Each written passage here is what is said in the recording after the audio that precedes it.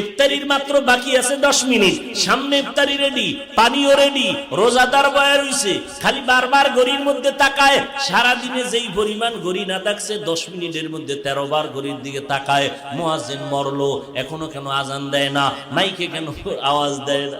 ঠিক নেই, মাথা গরম, এখনো টাইম হয় নাই। কততে তাড়াতাড়ি ক্যালেন্ডার দেখ। আল্লাহ কয় ফেরেশতা তাকায় দেখ, মাত্র 10 মিনিট বাকি, পেটের মধ্যে প্রচন্ড ক্ষুধা, পানির পিপাসা, সামনেও খানা রেডি, পানিও রেডি, এরপরও কেন পান করে না, খায় না, ক্ষুধাও আছে। আল্লাহ কয় ফেরেশতারা জানুনি? কয় জানি না।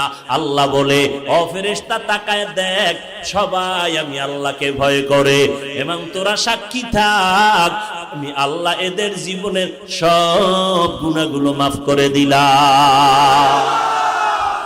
আতিনা ফি দারে দুনিয়া না হাসান, আতিনা ফি দারে উকবা না হাসান, ইয়া গিয়াসাল মুস্তাগীসিন দিনা লফতিখারা বিল উলুমে ওয়াল গিনা, হর গরিদে নেকো তু তৈয়ার হ্যায়, जो न मांगे उससे तू बेजार है।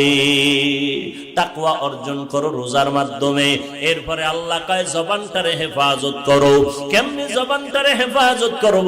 আল্লাহর ভয় অন্তরে ঢুকাইয়া কথা বলার আগে আল্লাহকে ভয় করো।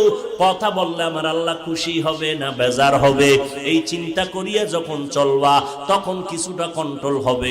আর একটা কাজ হলো জিহ্বার দ্বারা কিছু কিছু মৌলিক গুনার কথা বন্ধ করো, কিছু মৌলিক নেক আমল চালু করো। তাহলে একটা পাত্রের মধ্যে কিছু থাকলে অন্যটা রাখা যাবে না, খালি পাত্রের মধ্যে অন্য কিছু ঢুকতে পারে।